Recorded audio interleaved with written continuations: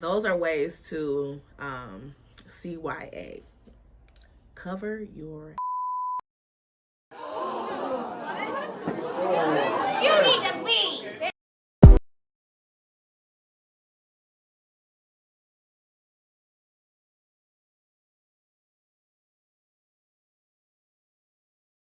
Favorite realtor, Lindsay Evans.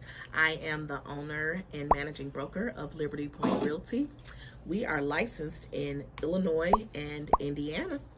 If you would like to use our services, we can be contacted at 708-590-6015.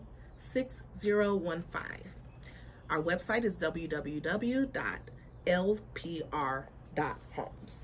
Okay, today's topic, bad tenants. For all of my investors out here, for all of my landlords, you know what I'm talking about. Oh, Lord! Oh, Lord! The cost of a bad tenant could hurt you so bad. Because they'll either come in and tear up your property, and or they'll stop paying rent. Then not only are you missing out on the rent, but then you got to pay the victim. It's a whole domino effect. So when it comes to bad tenants, you need to be proactive. The quicker you move, the quicker you can get it resolved, whether it's an eviction or getting them to just pay their back rent. It's up to you on who you want to keep and who you want to put out, but it really starts at the beginning. So your screening process needs to be tight. You do a background check, you do a credit check, you do a criminal check. You need to make sure they look good on paper. You get their proof of income, just to make sure that they have a job. Beware of the tenants that will get pay stubs made. That is a thing, okay? There's a lot of fraud that can happen with people trying to rent properties. And so you just got to be on top of it and be 2 steps ahead. So beware of the fraud. It's a thing. Make sure your leases are tight, that they protect you and your property. If you have rules, whether it's like no pets or there's a restriction on the number of pets, a restriction on what they can and can't do to alter the place,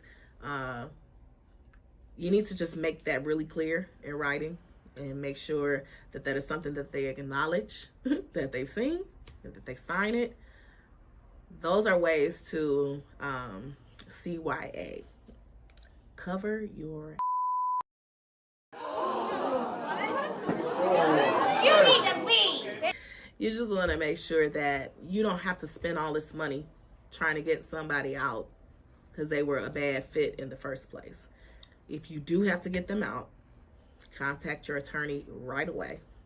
Make sure that you are filing whatever paperwork by the deadline, on the deadline. So if it's like because of rent, you serve them a 5-day notice. They have 5 days to cure it.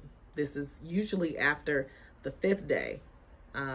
Like in Chicago, a lot of places out in the suburbs, they give you between the 1st and the 5th to get your rent in. After the 5th is late, they get charged a late fee and they get a 5-day notice. This 5-day notice says that you have 5 days to cure this issue, to pay us in full, or we're going to evict you. Now, be careful when it comes to the 5-day notice.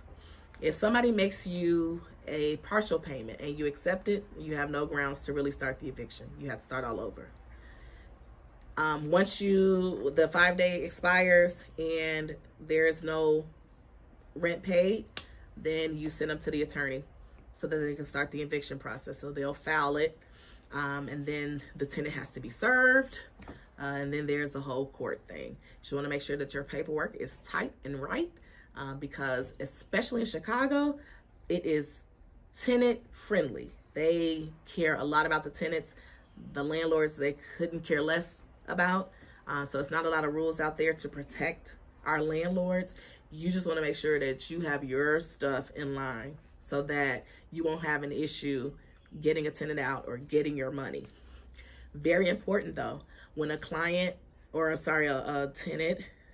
is in the eviction process, if you accept rent from them, it really hurts your case. So if you're in the eviction process, stop all ways where they can make rent. Like if you take online payments, block them, because once you accept it, you're saying, hey, I agree that you can stay, and it's just gonna push you back another 30 days. So bad tenants just makes it really, really difficult. So make sure that your screening process is tight and right, and make sure that your paperwork is also tight and right. Definitely secure an eviction attorney, because you're definitely going to need one at some point in your investment career. So thanks so much for listening. If you have any other topics that you want to discuss, go ahead and put them in the comments below. I'll talk to you later.